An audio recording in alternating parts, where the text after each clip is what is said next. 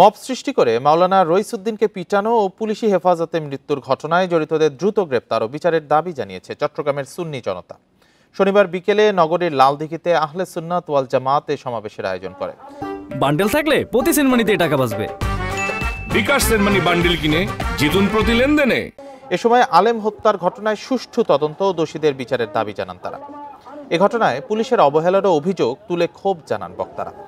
এছাড়া 4 মে March two Gazipur ও 5 মে ঢাকা ও চট্টগ্রামে অবরোধের কর্মসূচি ঘোষণা করা হয়। গেল 27 এপ্রিল সকালে গাজীপুরের পুবাইলে রইসুদ্দিনের উপর হামলা হয়। গলায় জুতার মালা দিয়ে গাছের সঙ্গে বেঁধে পিটিয়ে নির্যাতন করা হয়। খবর পেয়ে পুবাইল থানার পুলিশ তাকে উদ্ধার করে থানায় নিয়ে যায়। পরে তার মৃত্যু হয়।